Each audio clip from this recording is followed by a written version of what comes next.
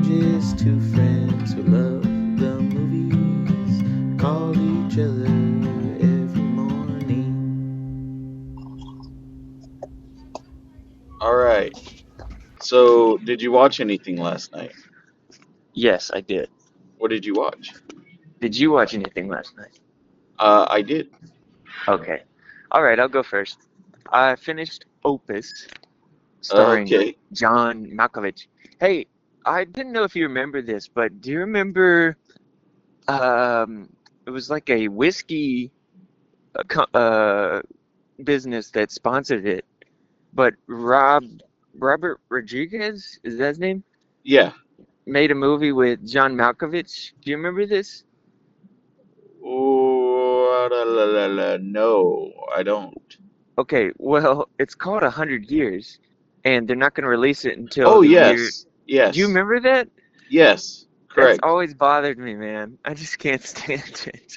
I mean, it's going to be cool for the next generation or not. It may just be a giant whiskey commercial. But to get to crack open that that safe and watch this John Malkovich movie when we're all dead. Yeah. Yeah, Um, I remember. Was it related to like whiskey? Was it something whiskey related? So the reason that the whiskey organization, I think, helped to fund it or produce it because, their whiskey is distilled or whatever for 100 years, and so it Oh, kind of. okay. But so I mean, there's a good chance that they open it up and it's just the daggone whiskey commercial. But I don't think that they would do that. I think it's a legit. I mean, there's only so much effort they could have put into something like that. They're not going to get any return on it, really. But it's kind of cool that exists. Yeah, I mean that's what. When was this? When did the 100 years start? Like, was it? I can't remember. I think it's like the year 2000, like 100. No, so I don't know. I honestly don't know. It's in the Oh, 2000s, okay. So probably like 2020, maybe, or maybe a little earlier. okay. So more than likely it'll be our kids that are able to watch it. Yeah, I think in our grandkids. Dude, I'm gonna have to sit down with my grandkids and be like, let me The tell you very short something. one. Look, Oh, we're gonna give them the login information for the movie call podcast and say, all right, you're gonna have to get on there and talk about this. there you go, dude. So it must have been 2015 because it releases. Okay. Okay, apparently it's a short. So that's a ripoff. Oh, Um, that sucks. yeah. So yeah, 2115. Let's make an agreement to be there, dude. To when they open it, I Okay. want you. I need you to start eating your vegetables. Okay. We're gonna do it. We're gonna do it. Wait, 2115. So And it's in like a time lock safe. Look, I think this yeah, would be a great heist for me and you. dude. If Yeah, if we could get a team together and Mission Impossible this thing, or do you want to Ocean's 11 it? Which one do you want to do? dude. Or or I or do mean, you want to Fast and Furious post number 5 it? I am more of a out of all those. I mean, I like the Oceans films. The Fast series is a guilty pleasure, but I'm actually more of a Mission Impossible fan. Although I don't think the last two films were all that great. But still, I'm a huge Mission Impossible fan.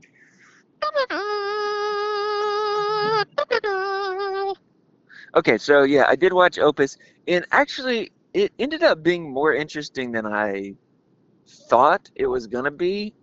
Yeah, It's sometimes it's hard to tell between lazy writing and just interesting open theses. yeah, This is maybe saying more than I think it is, or maybe it's saying less than I think it is. It's not always easy to tell. Yeah. But Malkovich's performance is so interesting, and I'm not sure how to say her last name, sadly. Io Debris.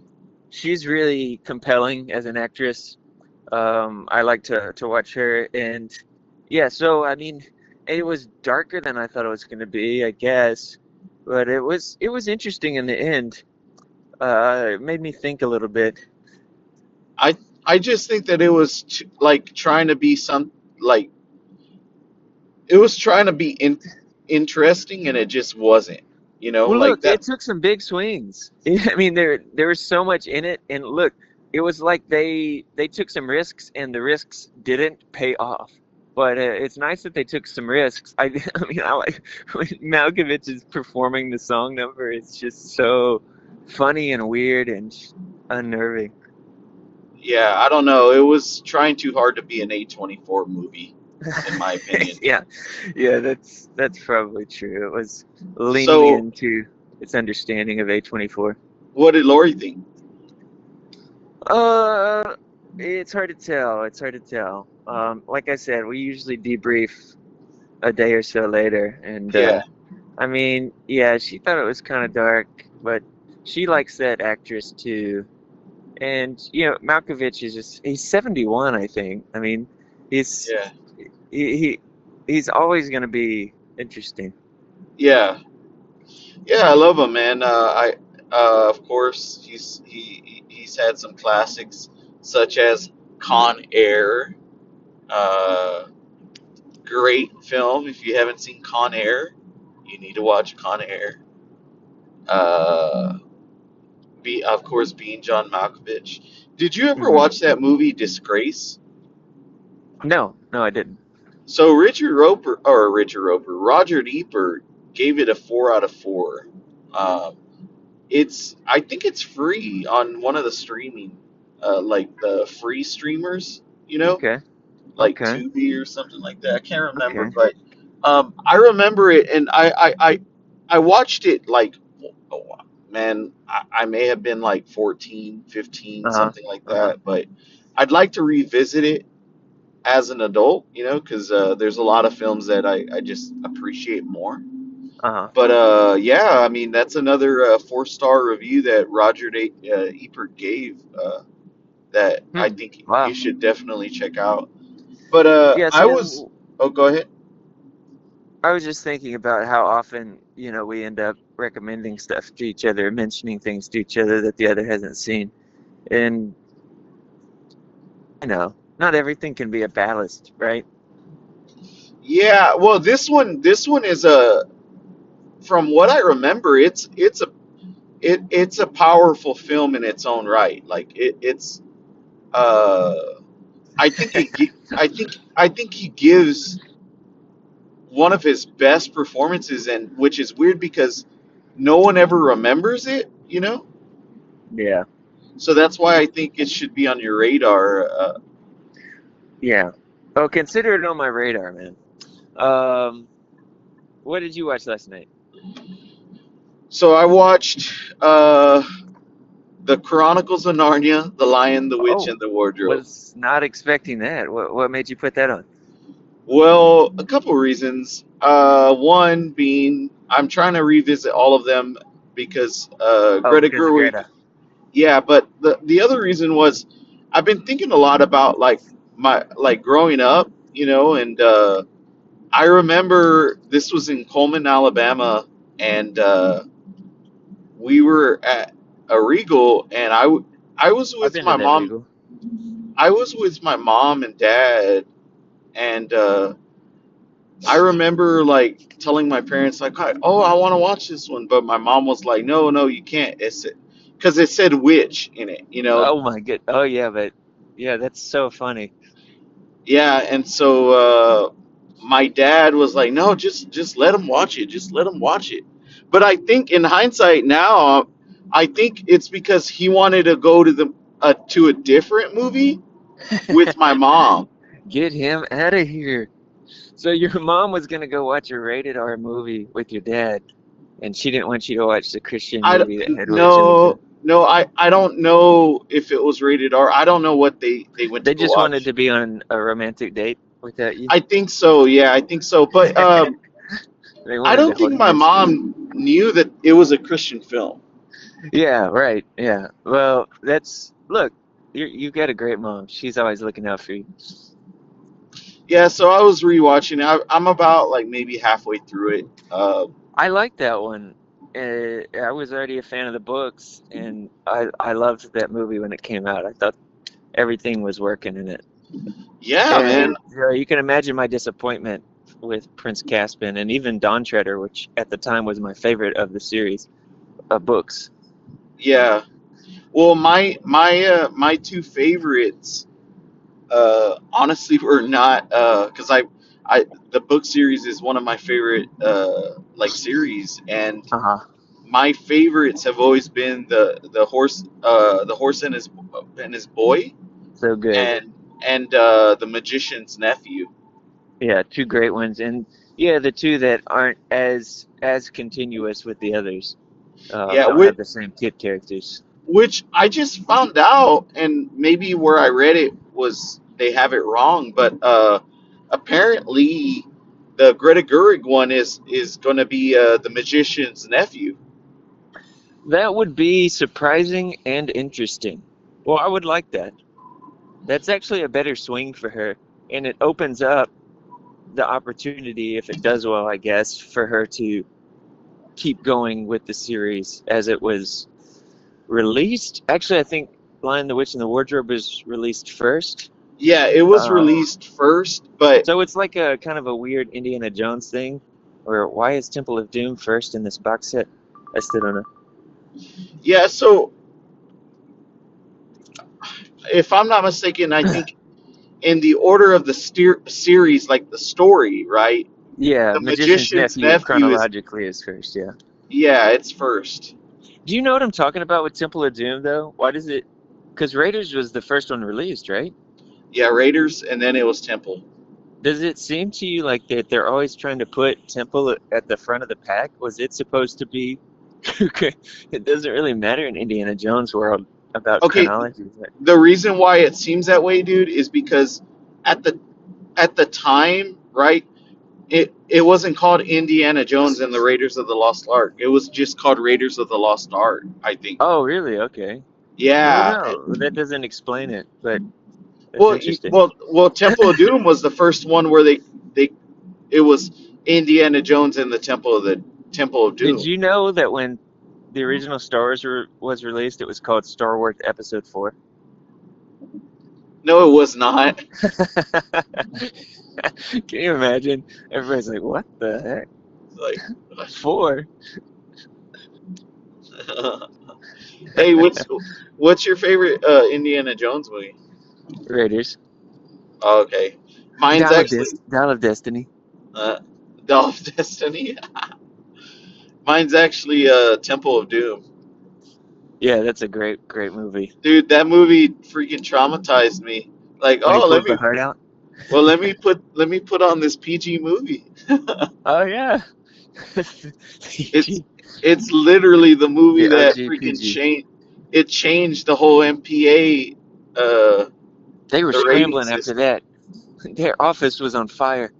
I know, man. Imagine the weekend it came out on Monday. Jesus. uh, Yeah, yeah. that's when they implemented PG-13, right? So, yeah, I think so. Yeah, I've heard that.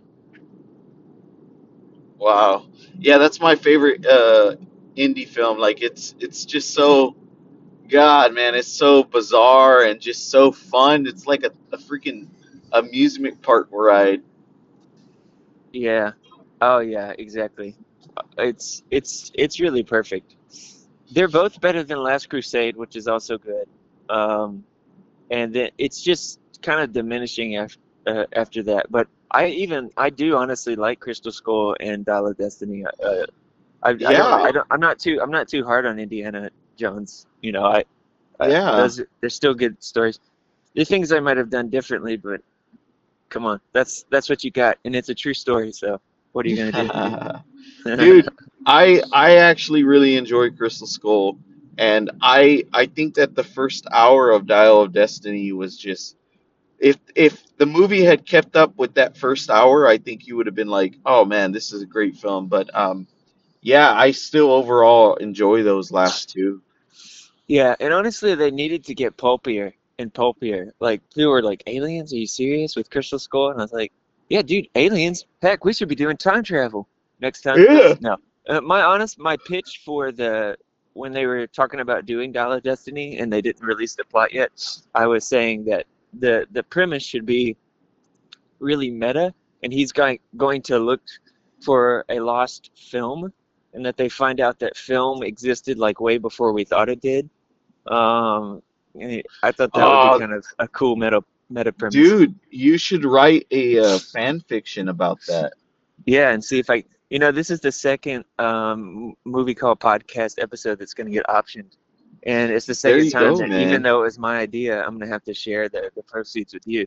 This is I turning know, out to dude. be a bad arrangement. Dude, this is like, hey, I'm just chilling, and you're just making that money for me, man. Uh, Yeah, did you? Well, you don't play games, but they made a Indiana Jones game. I Apparently, I did play the one for PS2, and loved it. I owned that as a kid. well, But you saying they made a new one? yeah, and apparently, it's like the best Indiana Jones story since, like, I think the Last Crusade. Like they said, pretty much it's like a movie. Um, I haven't played it because when it came out, it was exclusively for Xbox. And then I think recently, and when I say recently, maybe within the past year, they finally made it into for PlayStation because I own Yeah. PlayStation. Yeah. But yeah, I definitely want to get to that. Well, me and my brother wore out I think it was called The Emperor's Tomb for PS2. Such a Yeah, great game. We really love that one. But yeah, you're right. I don't play video games. I still have my PS2. That's where I stopped. So I will play a PS2 game or a PS1 game if it lands in my lap. yeah, But I think that's what helps me not to game so much, because I would game when I was playing back then. Like, I would just like destroy myself sitting there. Uh, and it but was like when I was in back in Alabama for a minute, yeah, and was trying to get my visa work together to move out of the country, and I found the PS2 in the attic at my grandfather's house, and I pulled it out, and I was like, oh. And I went to a local used game store, and I bought a $5 uh, PS2 game, played it all the way through, took it back, and just traded it. And I was like, I could do this forever. But then I left the country, so. so you you're like, obviously you love gaming, but you know yourself so much that if you had like a whole bunch of games in front of you, that's all you would do.